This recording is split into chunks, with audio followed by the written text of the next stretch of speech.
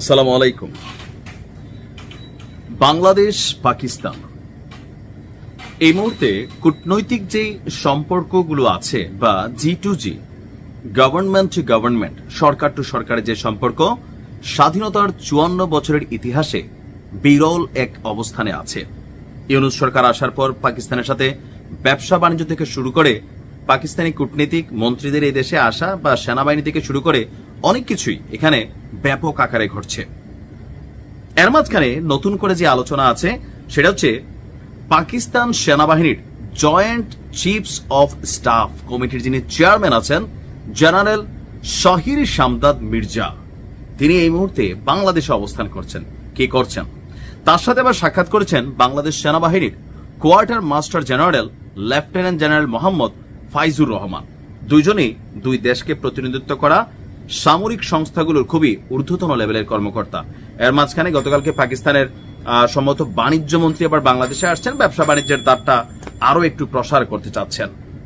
এখন বাণিজ্য মন্ত্রী বাণিজ্য বাড়ানোর চেষ্টা করছেন, আর যিনি সামরিক কর্মকর্তা তিনার সাথে আমাদের বাংলাদেশের সেনা অফিসার যিনি ছিলেন বা সেনা বাহিনীর মুখপাত্র হিসেবে যিনি কাজ করেছেন, একটা নতুন চুক্তি হতে যাচ্ছে। তো চুক্তিটা কোনটা আসুন দেখি। পাকিস্তানের আইএসপিআর তারা বলছে যে দুই সামরিক নেতা, বাংলাদেশ এবং পাকিস্তানের দুই ঊর্ধ্বতন সামরিক নেতা আঞ্চলিক নিরাপত্তা পরিস্থিতি নিয়ে আলোচনা করেন। এই মুহূর্তে এশিয়া জুড়ে উত্তেজনা আছে, তবে পাকিস্তানের সাথে আমাদের কোনো সীমানা নেই। আঞ্চলিক নিরাপত্তা এখন কোনটা সেখানে মিন করা হয়েছে আমি বুঝে নাই, তবে যেহেতু একই আমরা একটা জোনাল এরিয়া মানে এশিয়া, তো সেদিক থেকে হয়তো হইতে পারে। এবং প্রতিরক্ষা ও নিরাপত্তা ক্ষেত্রে দ্বিপাক্ষিক সহযোগিতা, পাকিস্তানেরও প্রতিরক্ষা, বাংলাদেশের প্রতিরক্ষা, বাংলাদেশেরও নিরাপত্তা, পাকিস্তানের নিরাপত্তা, এখানে অনেক ধরনের জঙ্গি গোষ্ঠী কাজ করে, নানান ধরনের কিন্তু অ্যাক্টিভিটিস ঘটে। তো এক্ষেত্রেও দ্বিপাক্ষিক সহযোগিতা আরো জোরদার করার ব্যাপারে আপনার একমত হয়েছে, মানে পাকিস্তান এবং বাংলাদেশ একমত হয়েছে। জেনারেল মির্জা পাকিস্তান এবং বাংলাদেশের মধ্যে সম্পর্ক ক্রমেই উন্নতির দিকে যাচ্ছে বলে উল্লেখ করেন। এটা সত্য।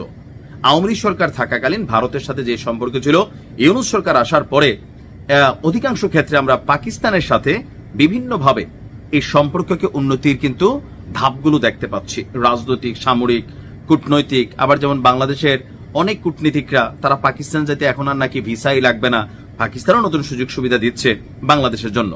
ইভেন শিল্প খাতে সহযোগিতা সহ নতুন ক্ষেত্রে সহযোগিতার সুযোগ অন্বেষণের উপর জোর দেন।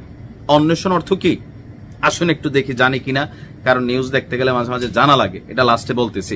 তো আমার মনে হয় যে এখানে অনেক সুযোগ আছে যেটা অন্বেষণ করা যায়, এতে দুই দেশেরই প্রফিট হবে। ব্যবসা বাণিজ্য, এখন গ্লোবালাইজেশনের যুগ, পাকিস্তানের সাথে কোনো ব্যবসা করলে যদি আমার দেশের লাভ হয় আমি সেটার পক্ষে। পাকিস্তান থেকে কোনো সামরিক ইকুইপমেন্ট কিনে যদি বাংলাদেশের লাভ হয় আমি সেটার পক্ষে, কারণ টাকা দিয়ে তো কিনবো ভাই, মাগনা তো কিনে নাই, ভারত থেকেও কিনছি। সো যেটা বাংলাদেশের জন্য কল্যাণকর। তবে সিকিউরিটি সিস্টেম সহ, জাতীয় নিরাপত্তা সহ অনেক কিছু আছে যেগুলা বিদেশ থেকে কিনা উচিত না। তো জেনারেল মোহাম্মদ ফাইজুর রহমান যিনি বাংলাদেশের আছেন, তিনি বলছেন পাকিস্তান সশস্ত্র বাহিনীর পেশাদারিত্বের প্রশংসা করেছেন এবং সন্ত্রাসবাদের বিরুদ্ধে পাকিস্তানের আত্মত্যাগের কথাও তিনি স্মরণ করেছেন। পাকিস্তান অবজারভেশন থেকে আমরা এই রিপোর্টটা দিলাম। এবার আছেন অন্বেষণ। কি খুঁজে পাইছেন? অন্বেষণ মানে খোঁজা, আমরা ইংরেজিতে যদি বলি সার্চ। তো যাই হোক, এক দেশের সাথে ভালোবাসা থাকতে হবে, আরেক দেশের সাথে ঘৃণা থাকতে হবে। পাকিস্তানের যে অ্যাক্টিভিটিস 1971 সেটা আজীবন ঘৃণা থাকবে। তবে ব্যবসা বাণিজ্য, দ্বিপাক্ষিক সহযোগিতা, যেখানে বাংলাদেশের প্রফিট হবে কোনো গোষ্ঠীর না, বাংলাদেশের, সেই ক্ষেত্রে ক্যারি অন।